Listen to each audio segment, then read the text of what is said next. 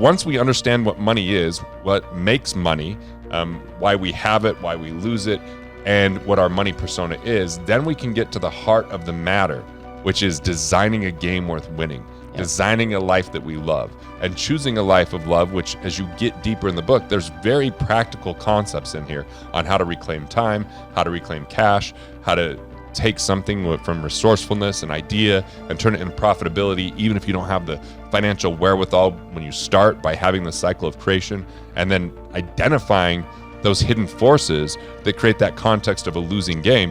Hey guys, it's Caleb Williams with BetterWealth.com. It is interesting to me. First off, debt is a function of your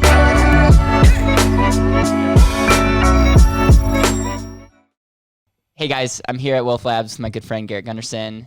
He just wrote the book, Money Unmasked, and we're just going to Not released yet. Not released yet, but you can pre-order it, or you can take the quiz, which every single person that's watching this video who wants to know their money persona should do. Garrett, congratulations. This book is incredible, and I'm very, very excited to actually unpack it and actually read it. Yeah. But I feel like I've been immersed in your content for the last two plus years, and this message I don't believe has ever been more important than it is today. When we were just talking before, there's a lot of confusion going on, and there's a lot of personality tests going on out there, and you're one of the only ones that I know that are talking about it from a standpoint of your money and where you're at in life. Yeah, it makes a big difference on how we make financial decisions, and where there's a lot of contention between couples, or a lot of like rebellion on when we were kids, or what happens when there's difficult circumstances. It starts to become really predictable what that behavior is going to be. And when we can start to identify it, which is usually running subconsciously because we know our money persona, we can make better choices. Right. We can heal a lot of those wounds, and ultimately understand other people and get on the same page. Like knowing that my wife is her money persona is a conservative planner. So it's fiscally conservative, right? So essentially that's different than me. She likes to really get a lot of details, understand what's going on, wants to save up a ton of money. I'm more of a striver creator, so I'm quick to initiate. I'm building a lot of things. Working together is amazing because we get a lot more detail, and then I keep us moving along. Yeah. And once we understood each other's money persona, it was able to support versus be contentious. Like where I felt like I was the gas, she was the brakes, where I felt like, why do you need all these details or whatever it might be? Now I understood, and then she could help me research and figure things out. So this book is different than your other books out there, and it'll be very interesting to see how the money world takes it. You know, it's like you wrote Killing Sacred Cows, which is like an amazing book, tactics, wealth fit, like, you know, all these things, and then you wrote What Would the Rockefellers Do? You have other books as well. This one, like, talk about the why behind this from a standpoint of like, why did you write this book, and what's the core message underlying? Well, I really wrote it like I was writing to my kids. Yeah. Because I thought, okay, what would be the most important things for them to understand when it came to money? And then by being that specific, it became a lot more universal to anyone else that was going to read it. And ultimately I felt, what are the shortcomings with money? What are the issues that people have? And what does money represent? Yeah. For a lot of people, money represents love. You know, if I have enough, I'm successful, I'm lovable enough. And so we have this either fear or this desire for money that becomes extraordinarily unhealthy and is running us subconsciously. So this book was about, how do we get past either feeling like we don't have enough or getting stuck in this losing game? Because there's this whole context called the consumer condition that is kind of this cloud over people, where society dictates how we behave and we get rewarded for that behavior, but those rewards are short dopamine hits that don't have sustainable happiness. And so we're chasing those, and it continues to be a little bit elusive. It seems to be a little bit further out. It seems like one day we'll just sacrifice and it'll eventually pay off, but we lose who we are along the way. We lose what we love the most along the way. And ultimately we find ourselves in a bit of despair that most people won't admit because they're carrying that pain around silently. Right. And they think that money will fix that problem.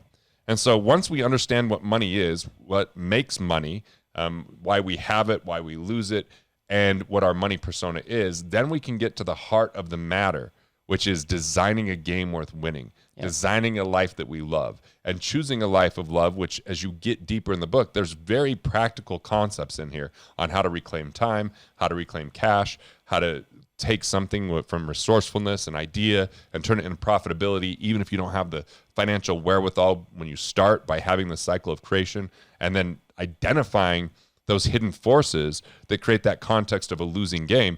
And really, it talks about these two culprits, more and sacrifice. Most people are always talking about, if I only had more, or I'm going to sacrifice now for the future. And those two things are kind of the conduits or minions for scarcity. Yep. And they're so surprisingly elusive, because sacrifice is written about as this great thing in almost every situation, but it becomes the thing that has us lose ourselves to the point where it's hard to refine, and that money starts to define who we are. And I want to help flip that and switch it to this winning game where you determine the win, where you design the rules, where you create a vision, where you don't let society tell you what to do based upon, hey, the old one that society, when I was young, was like, oh, go to school, get good grades, like that's kind of been disrupted, but it's still kind of like there's this push with millennials of like, I just want to live a quality life, but they haven't figured out how to live a quality of life while creating value and understanding their value and being a value creator. So it's like there's these two extremes of the pendulum. The boomer generation, which was like, I'm just going to work because that's what's required. And you know what? If I don't get to see my kids quite as much, or if I don't get to do the career that I want, it's okay because I'm providing for them. And then, we go to the younger generations, Generation Z and everything. It's like, I don't think I want to live life that way, but they're still kind of lost because money seems so elusive to them. Yeah. So it's addressing what's at the heart of the matter that gets people so confused, so that when they get past that confusion, that clarity, that peace of mind, and that confidence leads to a life that actually serves others, it solves those problems, and it adds value for the person and the people that they know. Yep. Why the name Money Unmasked? I feel like money's like a blinder. Yep. Like it's in this background. People aren't really talking about it, but it's like, what can I get from someone? What can I take? And it's this zero-sum game that's in the background of one wins at another's expense. It's so competitive. And it's all born of scarcity. And so when we understand that money's a byproduct of value creation, when we unmask that it's a man-made efficient tool to exchange with one another, when we understand that it's dollars follow value and we know what our value is, it's not just knowing how we produce more, it's knowing how to live a quality of life along the way, so that retirement doesn't even have to be required down the road if you start off properly, or you're willing to make adjustments along the way. So it's helping us see past where those blinders are that money has us confused. I was confused in my 20s, just more is better. If I have more, I'm more valuable. If I have more money, I'm more lovable. I'm more desired. That's what success is.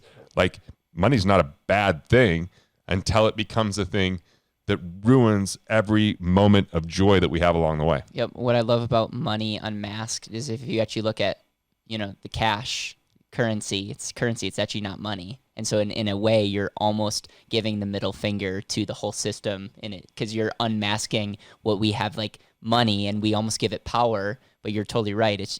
Money in itself is no value if there's not another human tied to the equation. I've heard so many people say stuff like, I don't love my job, it has good benefits. That's because they're confused about money. Yeah. Right. People, 34% of the young generation, people 30 and under right now, 34% of people living in America say communism would be a better system. Yeah. That's where that's confusing. But also this notion of capitalism through taking at another's expense, Wall Street extracting money from people, that kind of stuff. That's also because people are confused about money. What we're looking for is a society where one person can serve another, and we use money as an efficient means of exchange. Right. And therefore, people can be service focused, but they can focus on what they really want in life that money can help support, not lose everything in life because they think that money will define who they are. Love it, man. If you could put on a billboard one concept around your beliefs around money, what would that concept be? Like, I get it. It's hard not to be in comparison. It's just how society is. It's a take what you can, get what you can while it's available. You know, the more you have, the more valuable. That's the narrative that's out there. It's in every ad we see.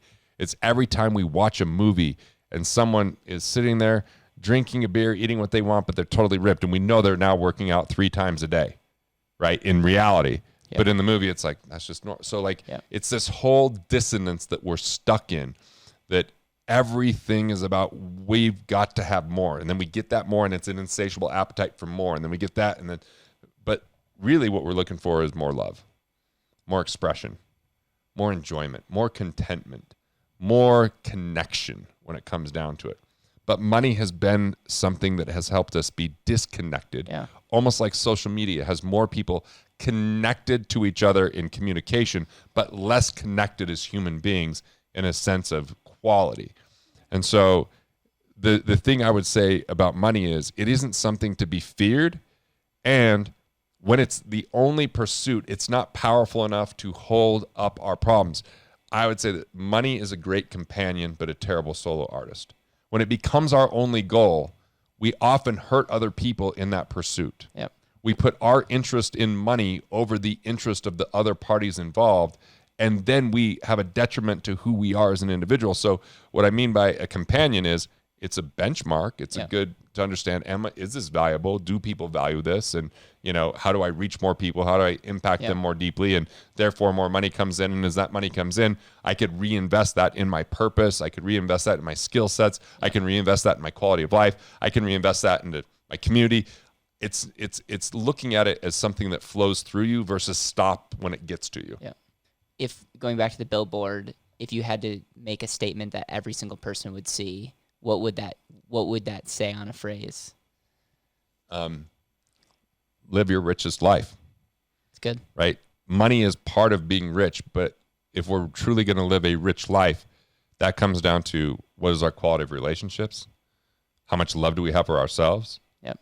How much are we willing to learn about ourselves and extend who we are and express to others? Like when I think of my richest life, I think of doing comedy. I think of, doing a play that I'm writing and performing. I'm thinking about being one-on-one, doing immersions. I'm thinking about the time I'm writing my blog or writing my books. I'm thinking about taking my family on trips along the way. This year, the theme has been fun. Yeah. We've gone to a lot. We've done a lot. So because my son just turned 18 and I want to have those memories that are anchored. And so when money doesn't spoil the memory, but just helps to support the memory. Yeah, fuels the memory. Yeah. Right? It's a support, not a spoil. And that's unfortunately where a lot of people are stuck, is identifying them and seeing their net worth and their self-worth is the same thing. One of the reasons I believe I'm on this earth is to make intentional living one of the metrics that's elevated greater than like wealth. Like you could say you're not wealthy if you're not living intentionally, because your intentional life might look different than mine, but like shouldn't that be the metric that we should reverse engineer? Right, and you deliberately choosing your life. Yes. Right, that's the intentional part that you're talking about versus having it chosen for you. Yeah. This is a good job with good benefits, with a good retirement or pension, and this is a title that is respected, or this is there's some of those people that are just these amazing talent when it comes to athletics, but they don't make it in the pros when they get there because they don't have the passion for it. Yep. They were just told that that's what they should do based upon their physique and but that wasn't maybe what their normal path would have been. Right. And how many people have shortchanged their life because they got in debt early, because they didn't know what to do, so they took the quickest way, and then the hard work became work instead of thinking about what kind of career that we want. Like, I had to invent a lot of, like, it's not easy in my 40s to be like, I'm going to do comedy or a one-man show or write books. Like, it's just easier for me to do financial transactions, honestly. Yep. I was really good at that. And it provided a lot in my life, but there's other people that can do that. Right. And so it's what's fulfilling. So you, in your book, talk about the 4 money personas. And I actually believe, if you look at some other books that have just taken off, Strength Finders being like the one that I'm coming to my mind that book's right now. been a perennial bestseller. Right? And it's one of the reasons is it's because of the assessment attached with it, and it very much unpacks that. I think this book and your message here has so much potential built around the 4 money personas. And what I love about it is how many people pick up a book, read half of it, look at the cover, read it, don't do anything with it. The call to action in this is so pure, and I think it's genius. There's no opt-in or anything like that. Yeah, no, but it's just like, but it's amazing because people can actually get your money persona, and you can actually start applying what you're learning from even this interview that I'm doing. Like they can start applying what they're learning today. So talk about the 4 money personas, and again, get the book, right? There's obviously this is not a substitute for not reading, but my hope is to encourage every single person watching this video to go look at your money persona, because in the world of self-awareness, it will make you more self-aware with your relationships, your relationship to money, and it's helped me. It's helped my wife. We're both the same category, by the way. That's pretty rare for a married couple. Yeah, to the same but it's category. like and I'm telling you, scarcity is something I'm still working on to this day. I was at a conference just a couple days ago, and I'm realizing one of the things is my problem is scarcity. And it's like, we've done a lot of work together. You've seen me improve greatly, and there's scarcity is showing up in my life in areas, and it's really, really good for me to have the language to be able to highlight that, because before we met, I wasn't as self-aware of like how to really be able to highlight what's really fueling my feelings and the decisions I'm making.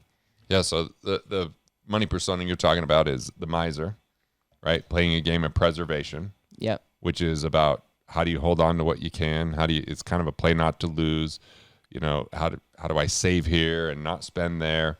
But on the flip side, from abundance, is the mindful manager. Yep. Detail-oriented, efficient, great at improving things. Yep. Right? Think about it. You're an improver. You're all the time thinking about how things can improve. Right. That's the mindful manager. Right. Like, oh, this will be more efficient. This program could be better here. Right. Like I once told you, I'm like, well, you're always going to find that because you're the mindful manager.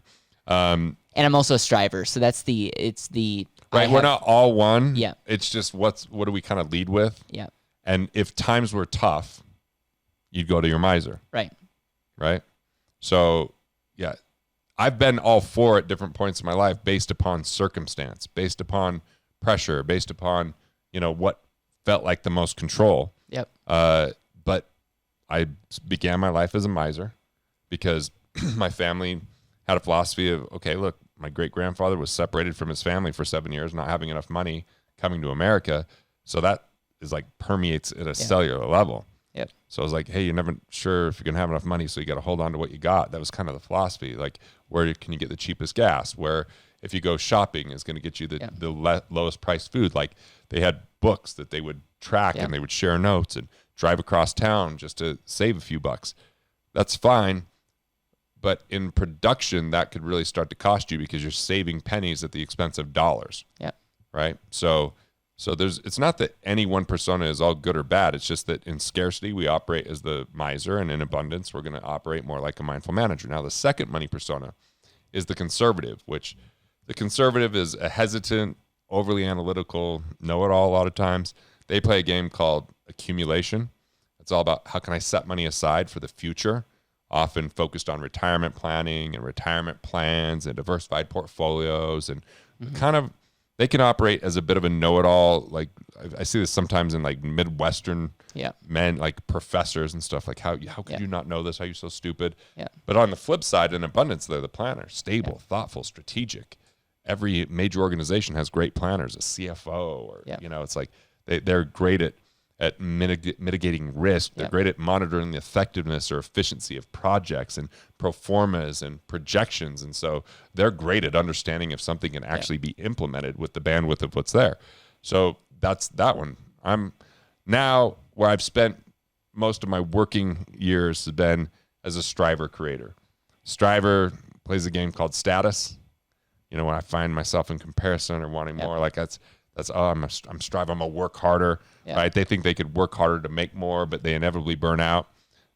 So that game of status can be dangerous. Like the striver wants to earn it; they want to do the work. But on the flip side, in abundance, they're the creator, artist, inventor, entrepreneur. They lead with innovation and ingenuity, and that's how they deliver value.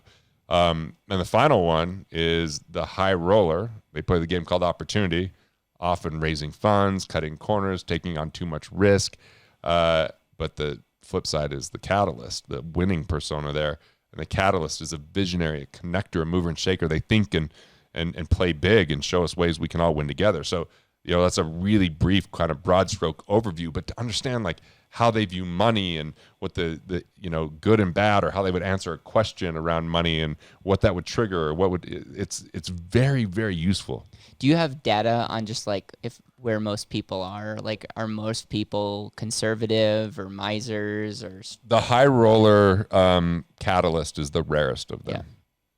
It's also probably the most dangerous. There's the most upside and most downside of them. Yet they're going to be more well-known, famous people. Yep. That are high roller catalysts, because they're going to take on be more likely to be on the cover of some magazine or something like that. There's a big percentage of the population that is miser, mindful manager, and then a less striver, creator than miser, mindful manager. You got, I would say, if I look at the data from what's come in, it's like 2/3 of the or more is stuck in play not to lose, which is either conservative or miser. Yep. Fair. Play not to lose. Hold on to what I got. Save what I can. There's fewer entrepreneurs than there are employees, where more entrepreneurs are going to be like a striver. Yep. So it's just kind of indoctrinated into us in a lot of ways of how to operate and learn behavior from the time we're young, looking at, conversations with family members or, just negativity or difficult circumstances. Is there anything that you wrote in the book that while writing you kind of laughed to yourself to be like, this is gonna make some people angry?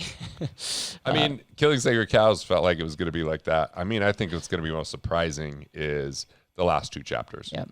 Like the last 2 chapters are very much, I've never written like this before.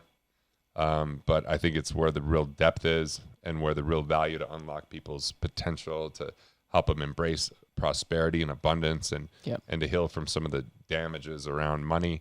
So that's really where the Money Unmasked comes from, is those final 2 chapters. But when we had advanced reader groups, the cycle of creation chapter, because they didn't get to read the last 2 chapters because I hadn't written them when I did the first advanced reader group. We had an 80,000 word book at that time. This is down to like 43, I think. It's hard to shorten it. But cycle of creation was the thing that got the most attention. People wanted to talk about it. They wondered why it hadn't been written about before. And, it was great. It's like, how do we take an idea and profit from it up front before having to borrow or invest money, and like how to mitigate the risk along the way and ask the questions. Like, that's the chapter that definitely got the most attention. So cycle of creation, obviously, what's the framework big picture wise? How do you go from an idea and crystallize that so it's more concrete and it becomes a concept?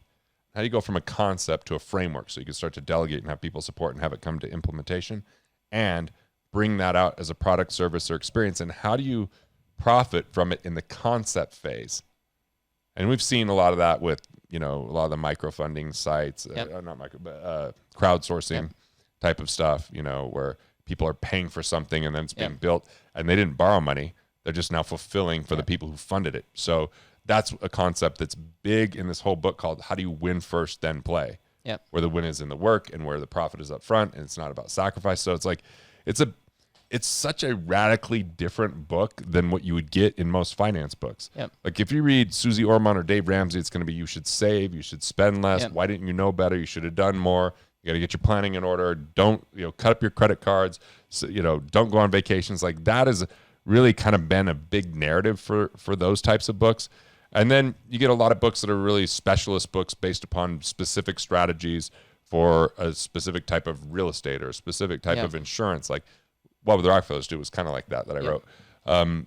Where this is like, what is the overall worldview and philosophy that's going to help you to maximize your life and have money be an asset versus a liability? It's beautiful, man. Anything else you want to say before we wrap this up? I wrote and rewrote and wrote and rewrote. And the last few weeks of before this was due, I think I rewrote at least 50% of it because it was just so much came through. And it was like the most exciting week of writing I'd had. I was calling one of my editors constantly. I was having my wife come in and I'm like, let me read this to you. I was calling my business partner, Corey. I mean, like I'm putting 20 years of my life into getting this out in the world. I think it's that important. I feel like some of this flowed through me and was a gift, and I don't know where it came from, but it's just so resonant with the people that have read in the advanced reader groups, or the people that have got this advanced copy like you have. So this is to me, I don't know, what do you call it? This is like this is the book of all the books I've written. This is the book. It's tough for me to say that, because Killing Sacred Cows is an amazing book that has shifted the way people viewed money. What would the Rockefellers, that is like an amazing book that so many people, and it's crazy to see like that take off during on Amazon. So crazy, stuff. Right? And so like that, and then you have some others, but I do agree with you with what you've done with the quiz, or assessment, the book, the message behind it in the last 2 chapters, I think is the most powerful message you have to offer from a standpoint. If you really want to figure out the money thing, you got to figure out this thing. Yeah. And I think it blends like practical, like, because the argument against Killing Sacred Cows, if you read negative reviews, which I used to. Yeah. It's not good for your mental health, man. I had my first YouTube comment bother me a little bit. I've never had a YouTube comment bother me. I got the first one that bothered me this week. And Trisha, when she signed me today, she goes, "Did you read that comment?" I'm like, "Yeah, it kind of bothered me," but I'm like, they've got something else going on. It's not about me. But the critique of Killing Sacred Cows is overly philosophical. And it's true. It's a very philosophical book, because it's like, let me point out these 9 myths that if you don't understand is going to confiscate wealth. But it didn't really put the puzzle pieces together. Right. Then what would the Rockefellers do? My critique, what is that, it's like 4.6 or 4.7 out of 5 with almost 1,900 reviews. Yeah, it's insane. Which is shocking for the main thing being insurance. Yeah, I would expect. I'm actually shocked that it's not lower reviews. And you know how many of those reviews I asked for? 0. Yeah. There's another version on there that has 72 reviews. Yeah. When I first released the book, I asked for reviews for some friends that are part of that 72. So I've asked for none of these post 1,900 reviews. But that book was like some of the critique, like Mark Ford, Palm Beach. He's like, this book made me actually radically rethink things about legacy, even though it was an insurance book. Yeah. The insurance book part is accurate. It is very strategic about what to do with insurance. So I think it's a great book on that topic, but this is a nice big idea. Yeah. Like money persona. Yeah. How we can make better financial decisions once we understand that. How we can get along people with different financial money personas and actually accomplish more because of that. Yeah. And then into how do we become more resourceful so we could turn our ideas into profit without having to take a bunch of risk. Yeah. And where do we find hidden capital so that we could mine that capital and actually have that show up in our lives in quality of relationships and in our finances, and then get into these later parts of reclaim time. I don't even understand how that, like when that came through, that was pretty amazing. I think that's a really unique chapter. Reclaim cash has been a message I've put out there before, not a radical piece of this book if you've read my other works, but again, those last 2 chapters, like that last chapter, when it came through, it changed me as a writer. That's cool. I now have a blog because of that chapter. I love the quotes in this book too, because I have so many just funny quotes to begin the chapters. I just put a post on Facebook. I'm like, hey, I've got this book coming out. I have a couple chapters I don't have a quote for. What are some of your favorite quotes? And people put stuff like Ferris Bueller, right? Like people put stuff like Friday Night Lights. You're talking to the wrong person. Like you don't know any of these. Like I'm just, but life moves pretty fast. If you don't stop and look around once in a while, you could miss it. Ferris Bueller, like just from an old movie that was before you were born. No worries, but some really like a couple fun pieces here. But this book has a heart. It has a pulse. It has emotion. It has vulnerability. That's been missing from some of my other books. Yeah, man, I'm excited to read it. And here's 3 call to actions if you're watching this. Number 1 is you can pre-order this book, or you may be watching this after October and you can go order the book on Amazon. So there'll be a link down below if there's a better place. But I'm thinking Amazon's the only place I know you can pre-order it. Yeah. So go pre-order this on Amazon. Number 2, we'll have a link for the quiz that you can go check out your money persona, which I think is like, why not? Just everyone should do that. And then the third thing is, if you're someone that is a stage controller, if you have influence in some area, you have an amazing production that kind of goes along with this book that is something I have seen and I'm very, very excited to see you continue to share the message, because I think with the quiz, I think with the book, and I think with your one-man show all coming together, it's like the trifecta that some people have books. That's putting that in action. Yes. So, and you can pre-order it right now. Yep. That's pretty cool. I think, pre-order it. Let's see how it's doing. It doesn't show as a pre-order. You know how like normally you can see how your book ranks. I think this has potential to what's the book right next to there? The Psychology of Money. I think that concept that has 34,000 reviews. It was amazing. Richest put out 86,000 reviews. So I want this to be the book for the next decade in finance. All right. Thanks for supporting me, man.